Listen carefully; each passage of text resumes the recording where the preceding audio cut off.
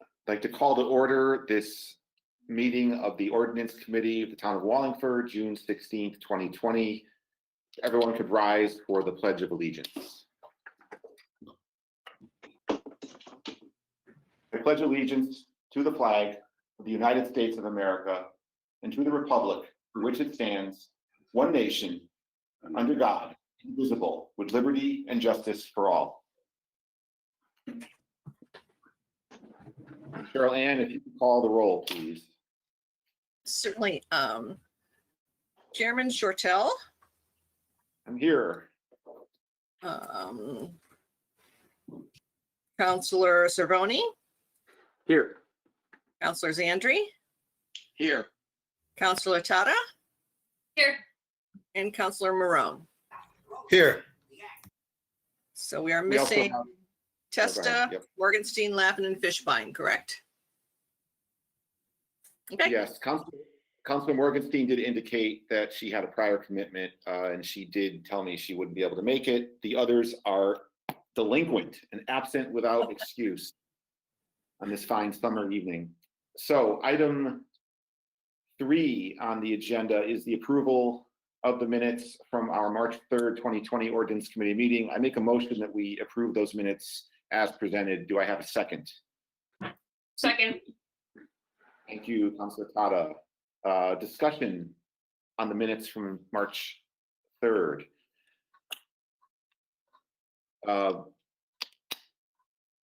Cheryl Ann, if we could just call the roll, because I don't want to do a unanimous vote with everyone Brady Bunch tweens going on. Sorry. Okay. That's okay. We'll do Councilman Cervoni, Yes. Councilor Zandri, Yes. Councilor Tata, Yes. Councilor Marone, Yes. and Chairman Shortell. Yes. The minutes pass. Also, I forgot to do this. Just let's note for the record that we also have Comptroller Mr. James Bowes is present, and Corporation Counsel Dennis Small is also present. Just note that for the record. I don't believe the mayor is present. I don't think anybody else. Okay. All right, we have approved the minutes. Now, item 4, discussion and possible action on raising the bid waiver threshold pursuant to section 43-11. This, for those of you who may or may not recall, this came up at our past meeting in March.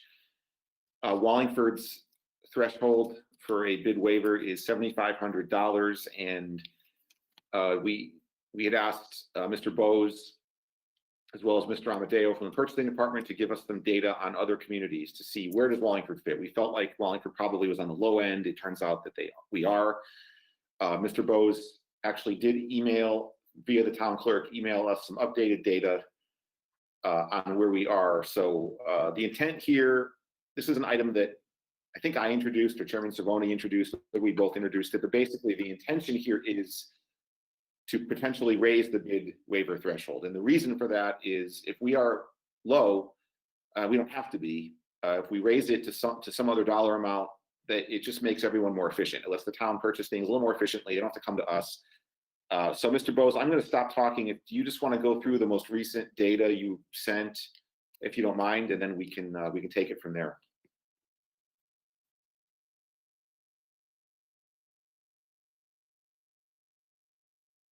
Sure. Chairman Shortell, thank you, and council members. We did send you some data, like you said.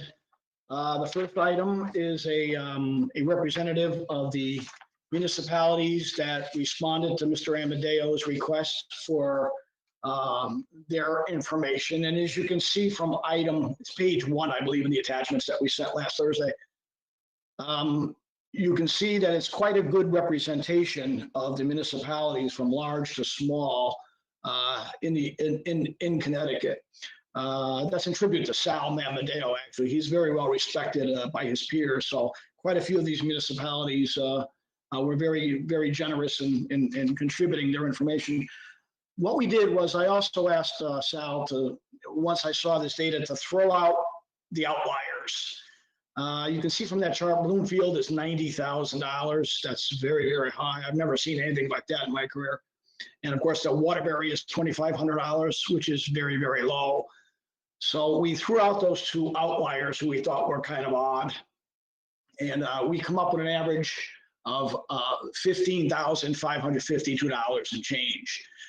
With those outliers, it was $16,593. But again, Bloomfield and Waterbury really kind of skew that. So we didn't think that was a good way to look at it. Anyway, so you have that information in front of you, or sent to you last Tuesday, I believe, or Thursday, I believe. So hopefully if there's any questions there, we can try to answer them. The second sheet that we sent you was the a summary of the last completed fiscal year, fiscal 18-19, when volume. So you can see, so it can get actually Sal and me into a ballpark where we might be confident coming up with a recommendation if the council, if this committee and then the council, asks us to. So fiscal 18-19, we let out 197 bids. And you can see a breakdown up to 9,999 to 16, 10,000 to 14,999. You've got another 14 bids. And then as it moves progressively up. And you can see 177 bids. I wrote that in, and anything above 25,000 to come up to that. As you can see, if we should choose to do something in the area of $15,000, and I'm not recommending that. I obviously I don't feel comfortable trying to tell the council, obviously what to do. But I think 15,000 was discussed at the last live meeting we had, Mr. Shortell, I believe that was.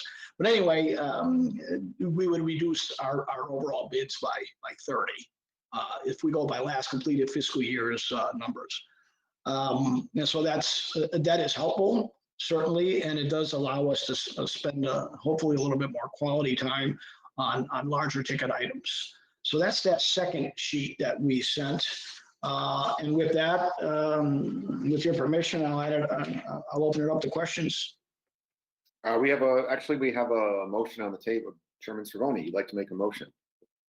Yes, I would move that we increase the amount of the expenditure requiring a bid from 7,500 as presently in place in our ordinance 43-11A, move that up to $16,000. I second that. So we have a motion on the table.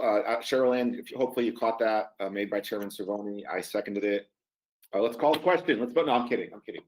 Discussion on the motion. Anybody? I didn't even read the statement, Vinny, about how you do the meeting. There's like 5 people here, so I don't think anybody needs to. But if you want to, all right, Councilor Marone, you are up. Thank you very much, Mr. Chairman. I think this all makes sense and just brings us in line with sort of what other towns are doing. We always talk about modernization. I think this is a great way. The bid waiver limit we have now is kind of ridiculously low, so I think this will just allow the town departments to do what they need to do. Thank you, Mr. Chairman. Thank you. Other comments from the town council? I don't think we have anybody on the phone. And if you, a member of the public, if you're online, I don't think we have anybody from the public, but you can indicate, I'll put it out to the public. Comments from the public, you can put something in the chat, you can go off mute. Okay. Councilor Tata, you have a question. Thank you. I just wanted to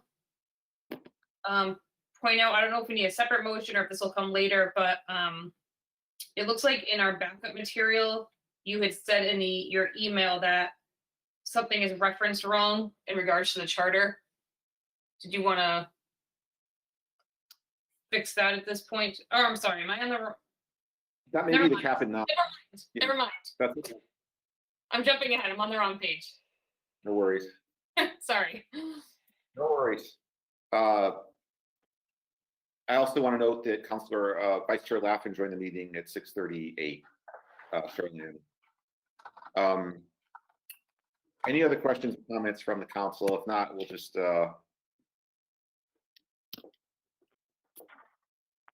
we'll call a vote. Okay, we've gone. Let's vote on it then. Cheryl Ann, if you could please call the roll. Yes, sir. Start with Chairman Cervoni, Yes. Councilors Andry, Yes. Councilor Tata, Yes. Chairman Shortell, Yes. Councilor Marone, Yes. and Councilor Laffin. Yes. And just confirming, we don't have Councilor Testa is not on the call yet. I think he's the only councilor missing. Morgenstein told me she couldn't make it. Okay. Motion passes. So this will go, this will proceed. Thank you. That was easy. We're going to go now to item 5. Mr. Shortell? Yes, Mr. Bose. May I? Something that Sal and I noticed after your agenda was set, and I don't know if you can discuss it tonight or what, because it's not, it's part of the purchasing ordinance, but it's actually the next section. It's section, this section here is 43-11, or chapter 43, section 11. This one is 43, section 12, subsection B. It's a couple pages right after the bid discussion. And what 4812B speaks to is the what we call the quoting thresholds. Right now, as you can see, if you have the ordinance in front of you, I don't know who does or who doesn't. Right now, we have to receive open market quotes, if you will, for anything over 300 hours, which is also obviously in today. I don't even know if you can buy a few cases of paper for $300.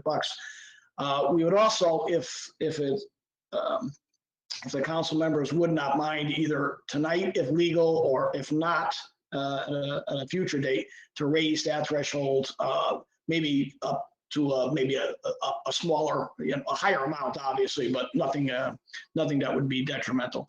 Because it seems to make sense, if we're going to raise the bid threshold, that we should raise that quote threshold as well. I would suggest a separate discussion on this. Okay. A future meeting, just to be, Chairman Cervoni, what are your thoughts? I feel like this is in the same ballpark, but I don't know. I think they're directly related. I don't think we have a significant notice issue, as this is a committee meeting.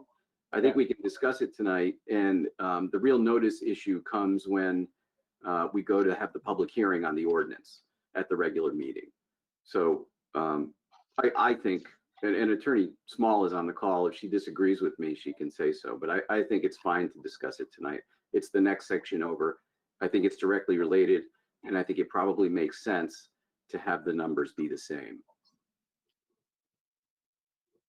Okay, Attorney Small, are you in agreement? Yeah, that's fine. Okay. I just recorded your voice saying that, so now I'm going to do lots of stuff for the next year and a half on the council and just play that recording of you saying, yeah, that's fine. Anyway. As long as I don't have to come, that's great. That's great. All right, so Mr. Bose, or Chairman Zamorni, you suggested that it should be the same dollar amount. So the 15, what did we raise it to? 1,500, 15,000? 16,000. 16,000. And I'd be happy to, if I may, make a motion to also amend section 4312A to increase the estimated value to $16,000. I will second that. We have a motion and a second. The discussion on the motion.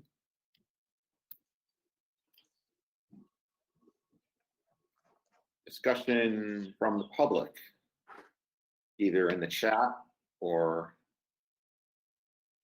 the video or anywhere else. All right, I don't see anything. I'll bring it back to the council. One last chance. Anybody? If not, let's vote.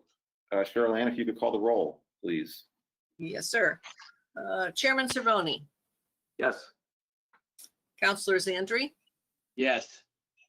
Counselor Tata, Yes. Chairman Shortell, Yes. Counselor Marone, Yes. Counselor Laffin. Yes. Motion passes. All right. Mr. Bose, don't go anywhere because we're going to talk about cap and non Mhm. next. Can I also mention the very next section of the purchasing ordinance? Chairman Cervoni actually talked about one that I hadn't even noticed, and quite correct. So thank you, Vinnie, for that. I was talking the very next section, section 4312B. Minimum number of quotes.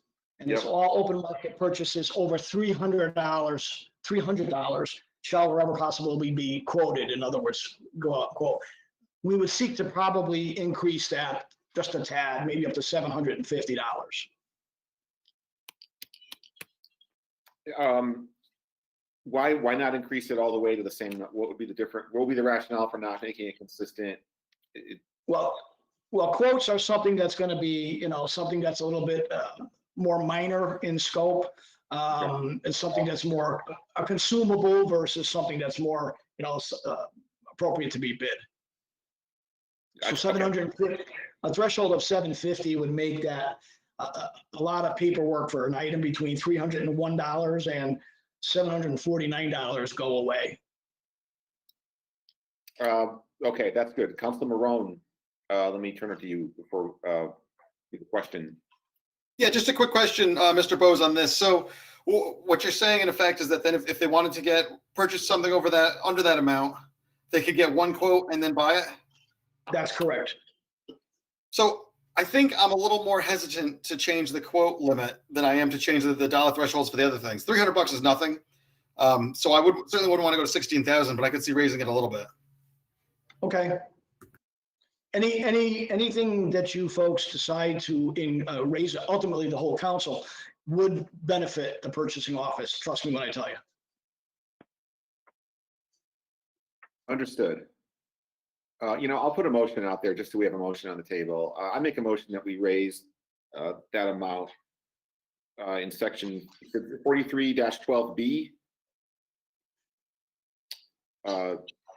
Change that from $300 to $750 per your recommendation. I'll make that motion. I'll second. Motion made and seconded. So now let's have discussion on the motion. Oh, Councilor Andrew.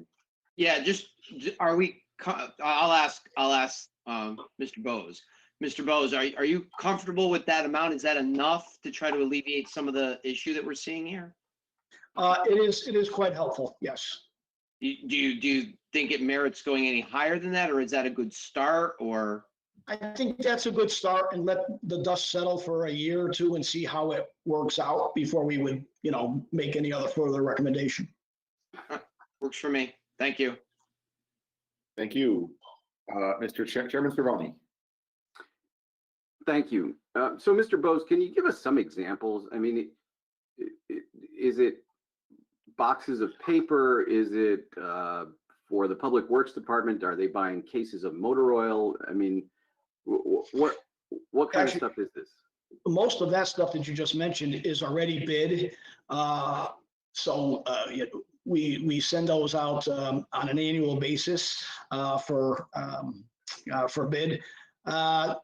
Something that would come to mind would be, let's say, an office conference room table. That's probably more than, it's not going to be put out to bid. It's not a lot of money. And we also try to stay local if we can. We'll call a few local vendors who we know might offer those products. Something to that effect. Thank you. That's helpful. Thank you. Any other questions I know we have two callers on the meeting. If you have a question on this, I'll open it up to the public on this specific motion. Just identify yourselves if you'd like to ask a question. And if you don't, that's great too. All right, bring it back to the council. If there are no other questions or concerns, I will call this one to a vote. Cheryl Ann, if you could please call the roll. Yes, Chairman Zeroni, Yes. Counselor Zandri, Yes. Counselor Tata, Yes. Chairman Shortell, Yes. Counselor Marone, Yes. Counselor Laffin. Yes. Okay, the motion passes. We are just making stuff happen left and right tonight. All right. I think we'll move on now from the purchasing stuff to item 5 on the agenda. Discussion and possible action on amending Chapter 46 reserve accounts. So there were a few different reasons this came on our agenda. I think one of them, Mr. Bose, you and I, we've emailed about it a few times. I think there's a sense on the council that when we were in the budget hearings, the workshops, I should say, this past season, we talked about the money that was in the cap and non that was unassigned. And I know a few councilors, including me, were wondering, well, how do we ever, I know you do a sweep with Mr. Baltramitis twice a year, you said, I think, but where is that number? Where can we see that number? We get the monthly reports, which detail the existing, the active projects, the encumbered funds, the unencumbered. That's really good. It's a really good breakdown of the active projects, but is there a way or a place where, even if it's once a year, we could see the number, the amount? So I think that was one of the reasons. It's just from a reporting perspective. And should we add it into the ordinance? The ordinance does reference, reporting of it, and I don't know that it's specific on this point. So I guess that would be the first point I wanted to talk to you about, talk to Attorney Small about, and get a sense of the council as well. So, Mr. Bose, I'll turn it to you first to get you. Sure. You don't see that in the monthly reports because what that number is a sort of a summation of all the accounts that have been, or all the projects that have been authorized over the many years since that fund's existence, which I believe goes back to 1964, if I remember correctly, and all the funds that were not spent, for each of those projects. So it's kind of a rolling number. So it's not even a number that we're really going to see anywhere in those monthly reports that you get, which are for the existing and the existing accounts that are still alive and still to be completed. So as far as that goes, just a quick computation was made just to assist during this year's budget deliberations. We certainly don't have a problem doing something to that effect to get an estimate to you folks, but that number changes almost, and it's a number that has to be, it's more than just running a few reports. It's having discussions, like you said, Mr. Shortell, with our Public Works Department, and getting estimates of what's really left on their end. So if the call is to do something, on an annual basis, that's doable. Yeah, I think, well, I can't speak, I don't want to speak for it. My intent was just, I was thinking once a year for me, preferably maybe going into budget season. Maybe that's the time to do it because it coincides with everything. I understand it's going to be a moving number, and it was just a way to sort of reconcile the number in the CAFR, the number in the monthly reports, and trying to work to save someone like you can try to do a lot of math and try to figure it out. So I think I'm comfortable with annual. I want to have the council weigh in as well. If any counselors have thoughts, maybe you don't want to know. I mean, that's fine too. Maybe I'm the only one that wants to know. And then I guess, Attorney Small, I know you and I talked in preparation for the meeting. You know, do you see any room here to modify the ordinance to indicate, you know, an annual accounting like that? Is that just so that it's baked into our process? Well, I think, I think you can require it as part of your annual budget process. I mean, you can't, generally speaking, you can't use an ordinance to, manage the operation of the administration, but this is information that you're entitled to the information. So, I mean, I don't think you need to put it in an ordinance, but, the information itself you're entitled to. So I think if you ask for it, you should get it. It's kind of how I look in terms of the ordinance. I did do some research. I went to look for other towns, and I was very surprised that most towns do not actually have an ordinance because it's in their charter as it is in ours, and it's also governed by state statute. So I guess towns have decided that they don't need to have an ordinance. So, in terms of the information you're entitled to, we always caution against creating an ordinance where you tell the administration how to do things, but this is information you most clearly are entitled to. And I think Mr. Bowe's point that it be done annually in advance of the budget seems to me, from my perspective, to be an appropriate time to receive it. Okay. Chairman Cervoni, you have a comment. Yeah, I agree that this is information we should be given at the beginning of our budget process. So the mayor's budget comes to us April 1st, and included with that information should be an accounting of the fund. But I'd support an amendment to the ordinance to state that. Thank you. Thank you. Wait, you said you do support an amendment to the ordinance? If appropriate, I don't think there's any other way for us to do that other than a gentleman's agreement between the council and the administration. Yeah, and I think that it's great. I think we have an agreement right now. My fear is, let's say in 18 months, we all get voted out, Mr. Bowes retires, and there's a whole new group running these meetings. Yeah, right. What part are you celebrating, Jim? Us getting voted out or you being retired? Don't answer that. But I mean, if there's a whole new, how do you get this in the process so that, the council in 2022 or 2023 gets the, that's always my concern. So I appreciate that we can get a lot done through just asking for it, but I think I am leaning toward amending the ordinance so that we, future generations also get the information. So that's kind of where I'm leaning. Go, Mr. Bowes, go ahead. I'm not disagreeing or agreeing. This might be something that Janice could answer. Unfortunately, I don't have a charter in front of me. I did bring the ordinances, but not the charter. I believe there's something in the charter, and under someone's duties and responsibilities to provide reports as requested by the council. Janice, am I remember that correctly? No.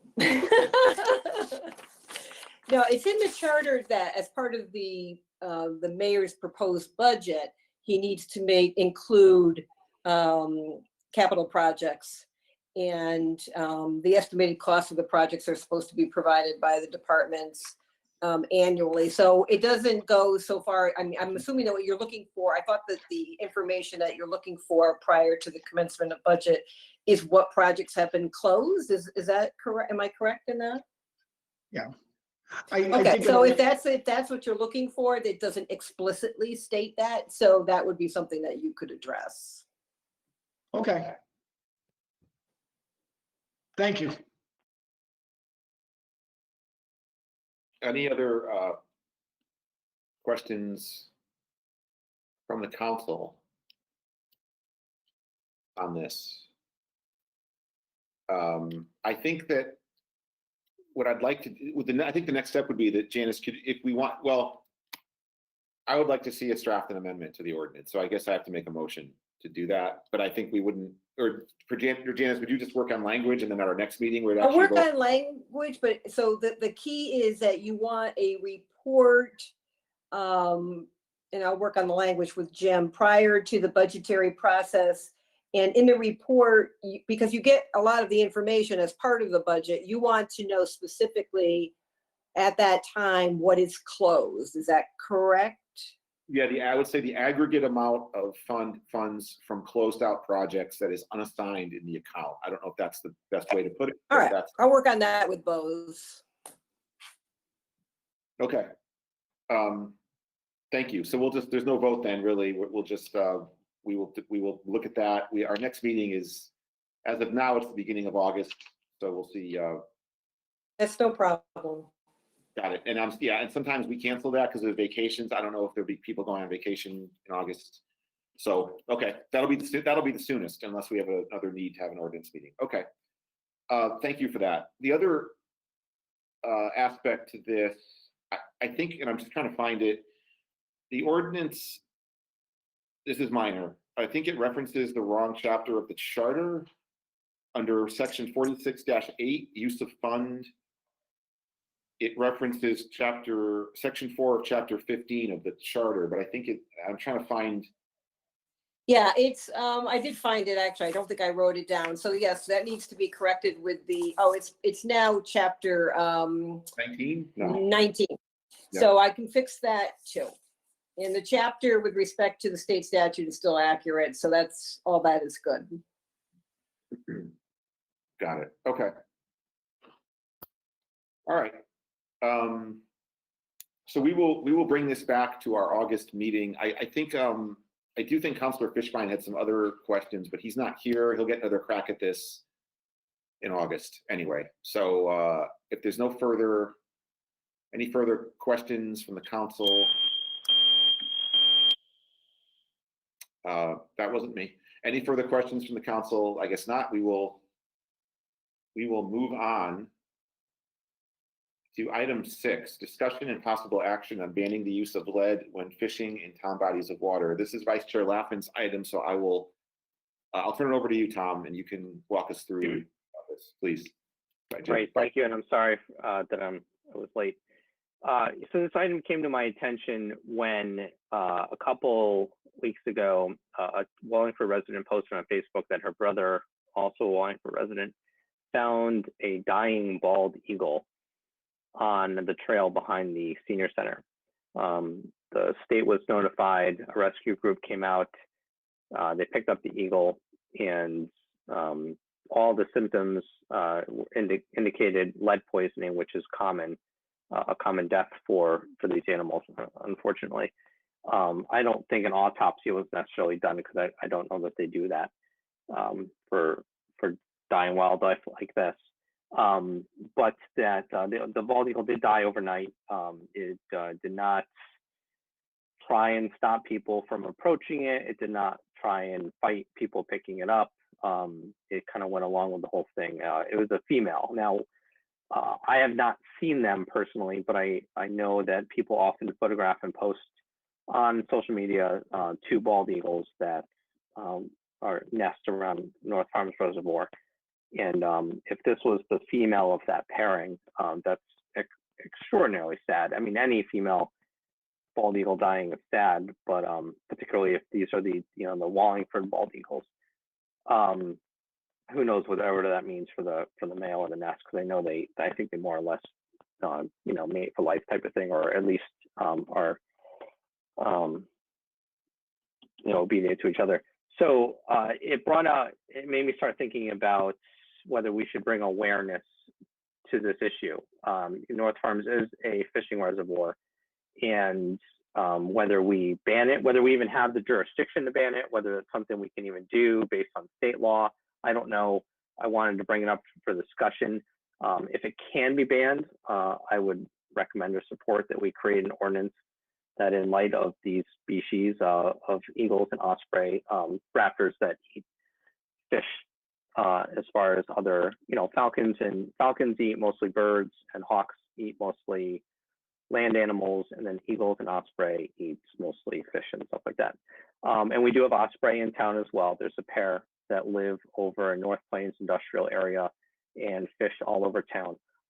So I thought if we could at least either ban it or have signage to say that we strongly, just so you're aware, we have not endangered, I guess they're near endangered or whatever the terminology is now, species, bald eagles. I think people care more about a bald eagle, I know that's sad, than some of the other animals or raptors.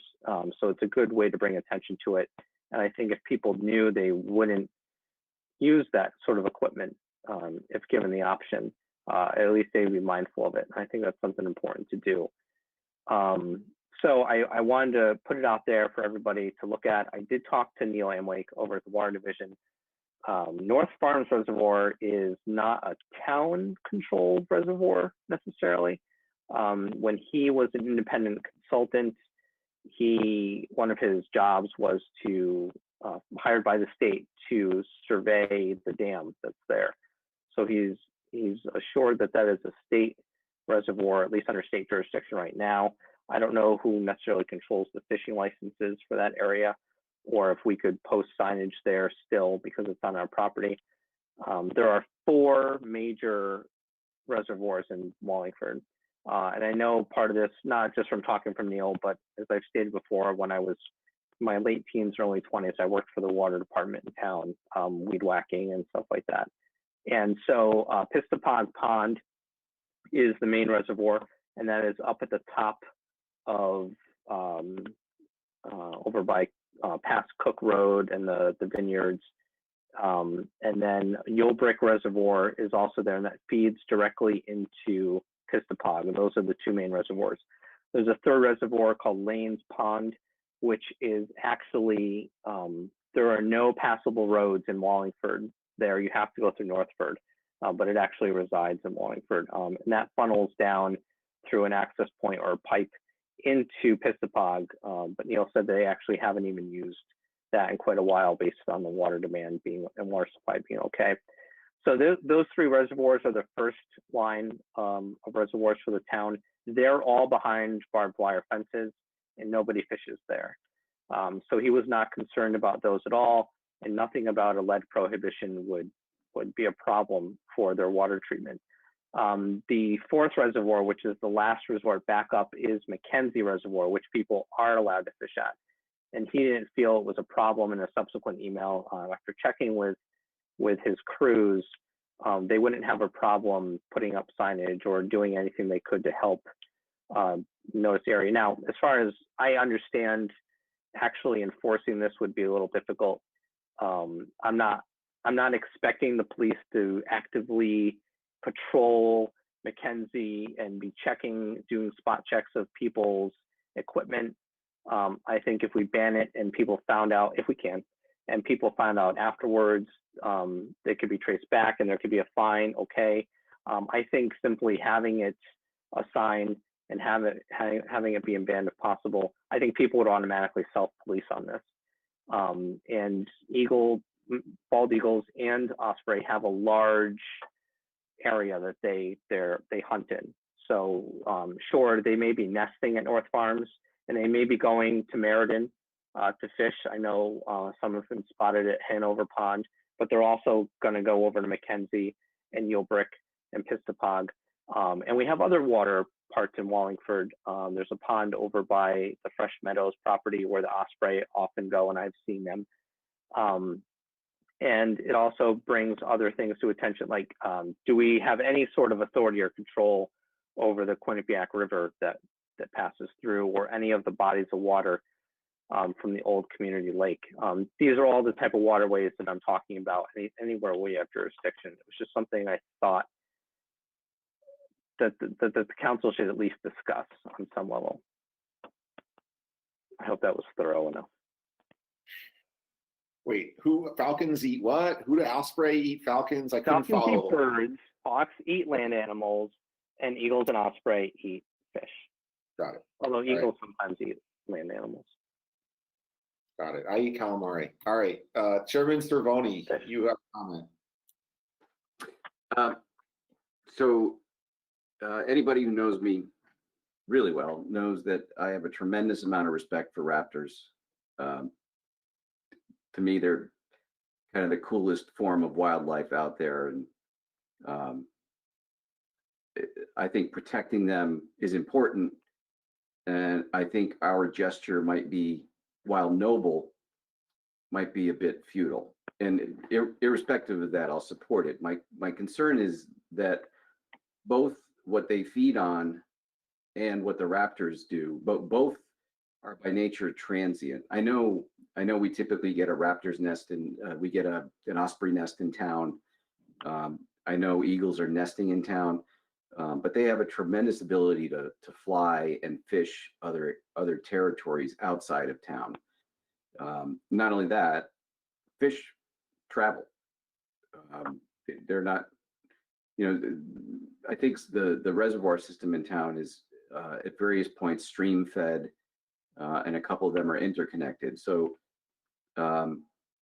fish travel. So we could clean up the lead that's used to fish in Wallingford, and birds who hunt here could still have the problem. I'm just concerned that, it's like regulating 4 square miles of the Atlantic Ocean is kind of my concern. But I'm supportive of the concept. I just think that to be effective, the solution has to be bigger than within our borders. So, Councilor Laffin, thank you for bringing this up. I think it is an important topic. Thank you. Thank you, Mr. Chairman. Councilor Tata. Thank you. I just want to comment in regards to the signage. Mackenzie Reservoir, I think that's the popular spot to fish. I grew up over there in that area. And in regards to signs, this is an ongoing gripe of mine that never seems to get figured out, but there were pretty big obnoxious signs put up for the vineyards, like highway looking bright blue, I think, signs to advertise where the vineyards were. So to go up Whirlwind Hill, and they're completely out of character with the natural surroundings of that area. And a lot of people that live there because it's a beautiful natural area. So I did ask, I've asked several people, where do the signs come from? Did the state put those up? Did we put them up? I never seem to get an answer. Nobody really seems to know.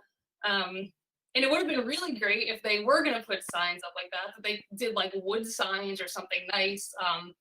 Someone described them to me as they went to the ugly sign store and got the ugliest signs that they could find.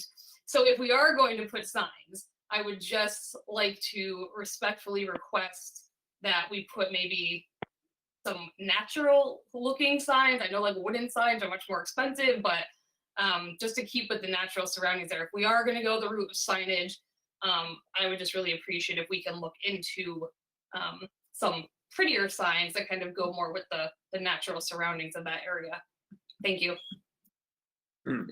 Thank you. Councilor Morone, just hold on one second. Sure. Councilor Laffin wanted to respond. I just wanted to give him a chance. Yeah, no, and I think what I envisioned anyway would be small signs that were actually near the key fishing spots. You wouldn't even be able to see them really from the road. And when somebody goes pick up their fishing license, maybe we could put a little notice. It's just like, hey, don't use sled. But yeah, nothing big. More along the lines of, I think you're familiar with those little wetland signs that appear. They'd have to be a little bigger than that because they'd have to have some content on there. But just something small.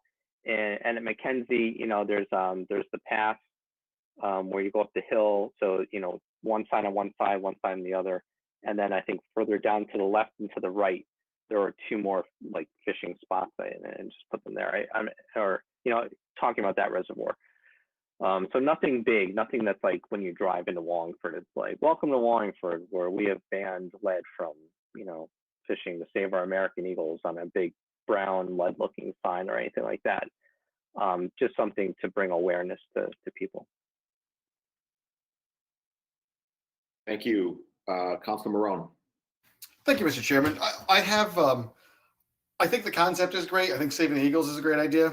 I have some concerns with banning anything, especially when we're not so sure of the repercussions. I guess we're going to ban the fishing with lead. Do we ban the sale of lead, fishing equipment in town and so on and so forth? So I think it's got, potentially, if you're trying to attack the problem, I guess if you put the ban up, which is we all admit is unenforceable, I'm not sure where that gets us.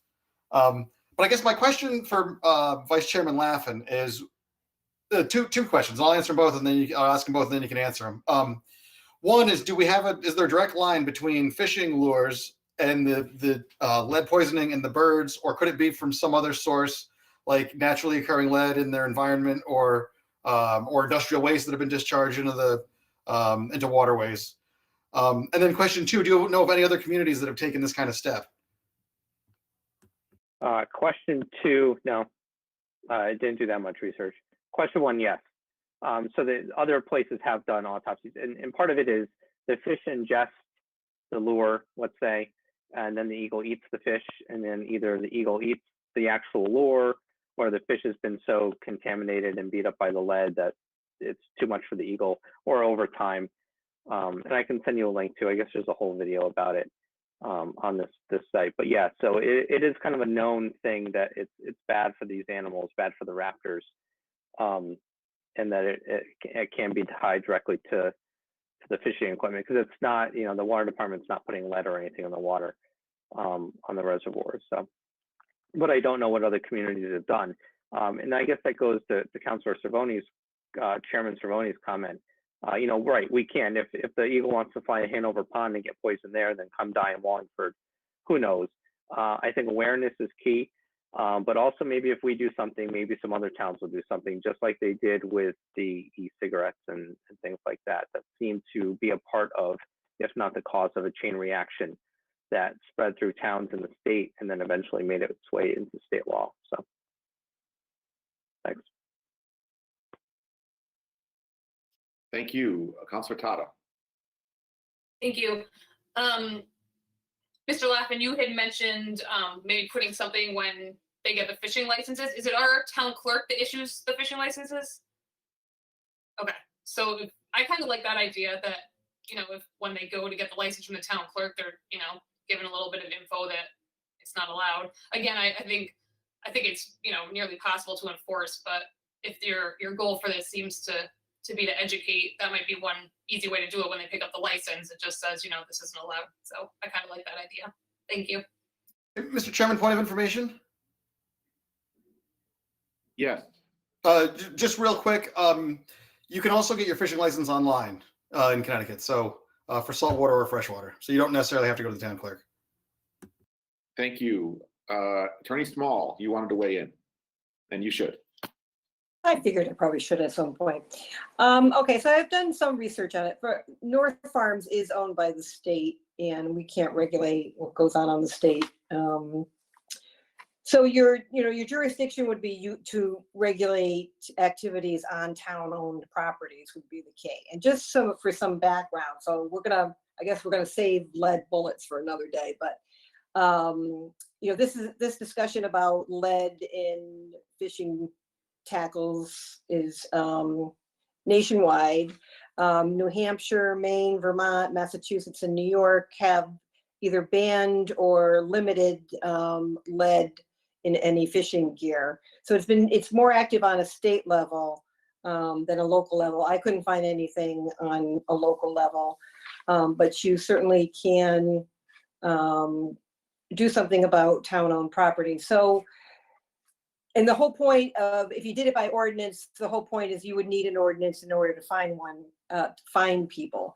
Now, it's not, I don't know how this really would be enforced. So in looking at this on a national level, it seems that education is a big tool. Like the National Wildlife Federation has I think that's who it is. They have a little booklet. So, something like that could be given out to everyone when they get their fishing license, which talks about best practices. And for example, what happened in New Hampshire is when they banned it because loons were eating or getting the lead in them,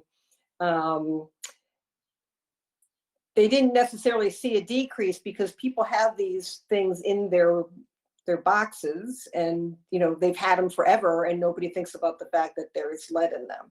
And lead is evil. I mean, we don't really need to have a conversation. Lead is just evil to everything, whether it's animals or humans. It's a terrible thing to ingest. So that's kind of where your jurisdiction is. You could say it's not permitted on town of Wallingford owned properties.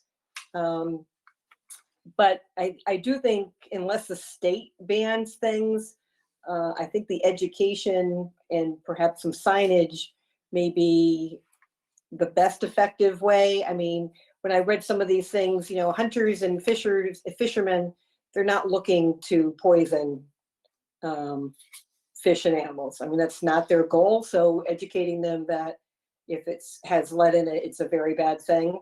And when they take an animal that has ingested lead, they know it's lead. They know that that's what killed them. And there's telltale signs of lead poisoning in these animals.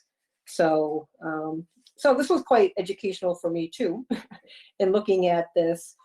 California is the first state to phase out the use of lead ammo for hunting. And they did it over a several year period and just came to the final phase, I think, last year. Oregon on the state-owned wildlife areas, so basically Oregon on state lands is barring lead from fish tackle. So, but there is the little brochure that talks about lead-free, both for hunting and for fishing, does have a lot of information in it. So I do think education should be part of your goal, but you can have an ordinance. I think it'd be extremely difficult, not impossible to enforce, because you can't go into somebody's tackle box and start rummaging through. There are things to see if they have any lead in there, but certainly is a worthy goal. Janice, quick follow-up. You mentioned the other states having banned it. Did they couple it with an ammunition ban, or was it just fishing gear? I would have to check that. No, I think it's fishing, because it gets very controversial when you start heading into hunting. And California is the first state to do it. And I did not find in my research that anyone has followed California's lead. I've seen articles where it's been discussed in various states. And like I said, people think it's very controversial, but when you see, you know, when you start reading, I mean, this really educated me on the subject. Lead bullets with the fragments that are left in, if they're left in the carcass, and then the birds, including eagles and other birds, go to eat the carcass, they ingest the lead.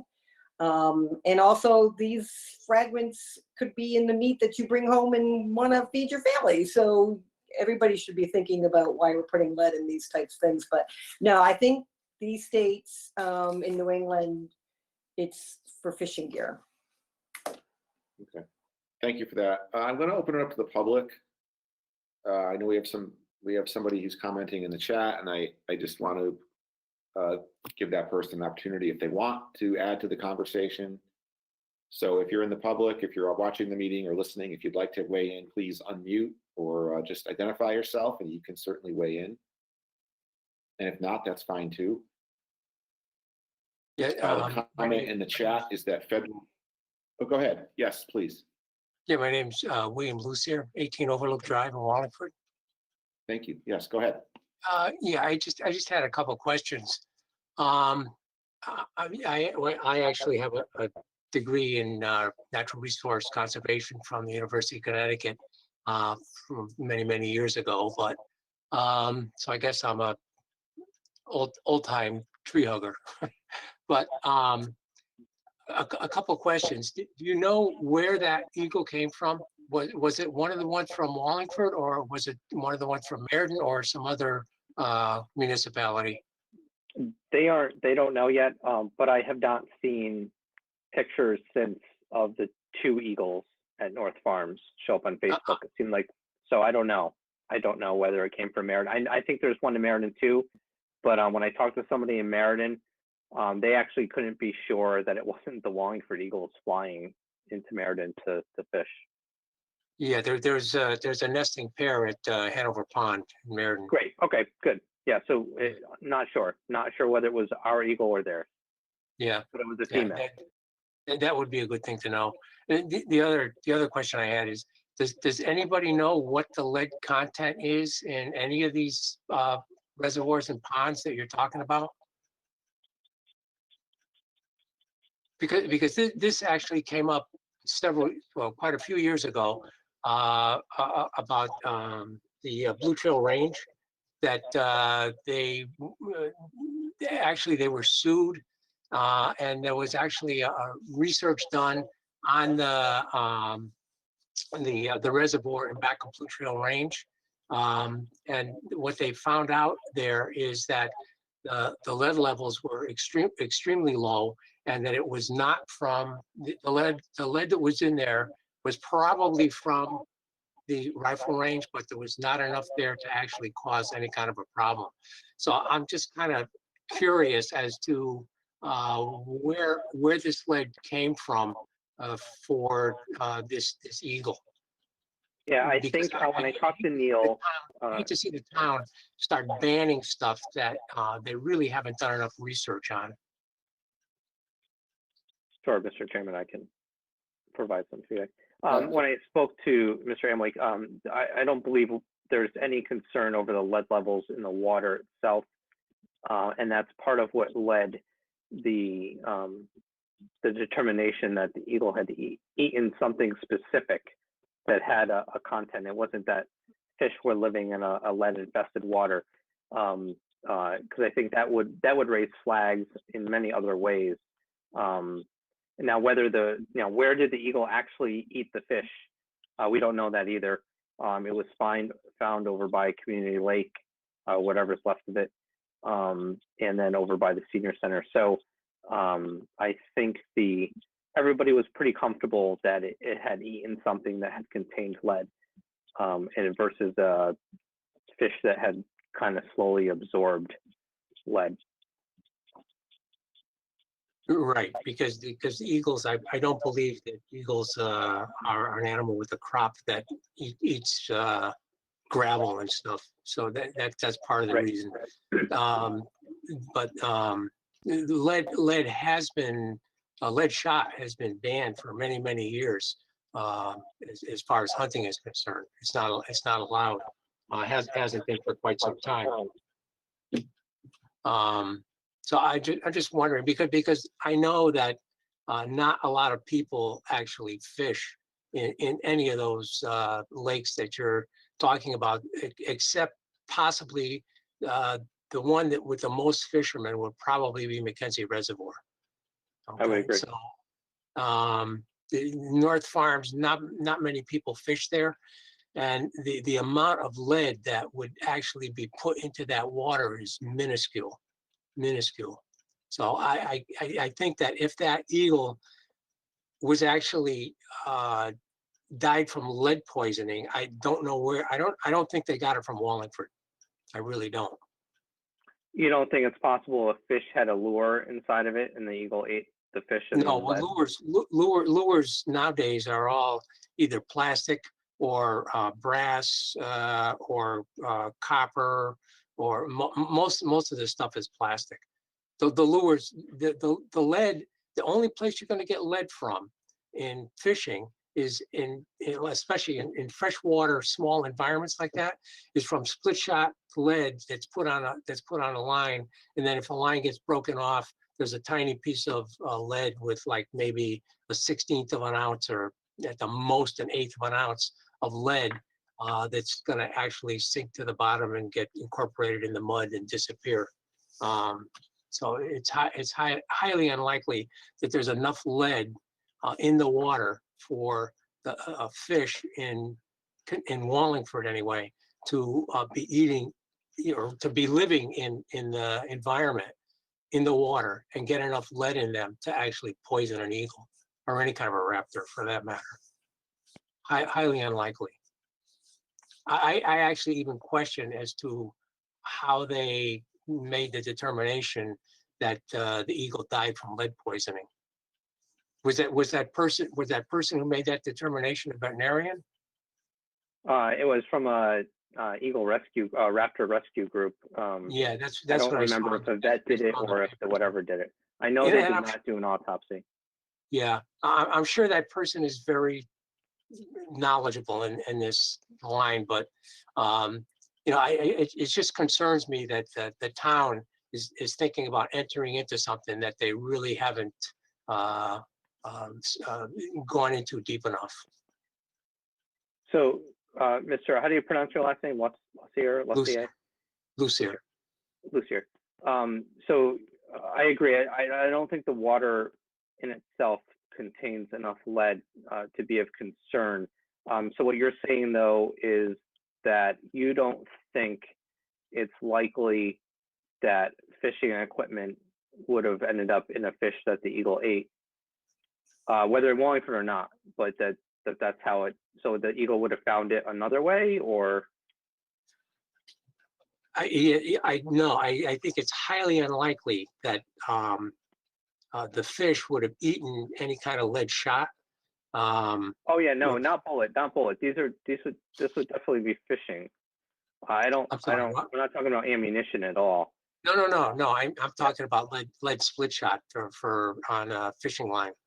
Okay. Because that's probably the only way you're going to get lead in the water for fishing. Okay. And like I said, as far as hunting is concerned, lead shot is federally banned for any kind of wildfowl in hunting, and has been for years. It's all steel shot. If you're a duck hunter, you get caught with lead shot, you get arrested in Connecticut.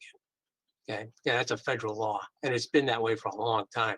So the amount of lead shot or lead split sinkers that would be introduced into the waters in Wallingford would be just so minuscule. It'd be hard to believe that an eagle could get enough to actually kill it. Yeah, all I can say is that this group felt that it was from its diet, and that in all their experiences, that is the most likely scenario versus all the other opportunities that an eagle would have to accidentally ingest lead. Yeah, no, I understand that. Yeah. I really would kind of like to know which eagle it is in Connecticut, where it came from. Yeah, because there are also eagles. There are also eagles up in the Connecticut River Valley, in Rocky Hill. They're all over the place now. So it really would be interesting to at least find out if the nesting pairs in Meriden and Wallingford are still intact. that's a good question. Sorry. That's okay. That was just my concern. We appreciate your insight and your expertise. So thank you for that. Any other questions or comments from the public? And if not, I don't see any. We will bring it back to the council. As of right now, there is no action we are taking. So Vice Chair Laffin, I don't know how you want to proceed. If you want to make a motion or where you want to go with this, I don't see any. I want to. Janice had done a lot of research. Janice had a lot of, I thought, great feedback. She said we could do an ordinance. Obviously, we all recognize it's not incredibly enforceable, or it's not a priority that we would make to be enforceable. But whether it's a vehicle to post these warnings, or whether we just unofficially chat with the water department for them to put out some signs, or any other place, or the Conservation Commission for something like Fresh Meadows to put out signs. Do we put it through, Park and Rec? I don't know. I think what she said was pretty spot on. Awareness is key, and I think that's the way to do it. And whether we need an ordinance to instigate or provoke all of those dominoes to fall, then that's fine with me. But if we can do it without an ordinance and just put up signs as a general practice and awareness and education in Wallingford, I'm good with that too. But I knew that this was at least the place to start. Sure. Attorney Small, you wanted to weigh in. Yeah, I suggest you might want to talk to Deep too. and, you know, talk to the folks up there and see if they have suggestions. Or if they have something, you know, they may have materials that could be given out when people get their license and stuff. So I think there's other things that you could explore at the same time. Okay. And Jess, do you think it's worth pursuing some sort of ordinance, town level ordinance for the sake of it? Or is it a lot of unnecessary work for you based on that it's really more of a state managed issue and you don't think it'll provoke other towns to think? I think at this point, I would say don't do an ordinance. I think that, you know, I was kind of when I was doing the research, and I haven't done a ton of research, but it Yeah. seems that nationwide, the view is that education is the best. You know, hunters and fishermen are good people, and they're not Yeah. looking to do anything terrible. So education is good. And I think perhaps getting some feedback from DEEP, Okay. and what their thoughts might be the next step, and then you can figure out where to go from there. Okay. No, I'll reach out to Deep. I'll take the ball on that. All right, awesome. Thank you. Thank you for that. That is all we have on our agenda. Just a note before we adjourn, our next ordinance committee meeting is scheduled for Tuesday, August 4th. So with no further business, I declare this meeting adjourned. Thank you, everyone. Have a great day, evening. This conference is no longer being recorded.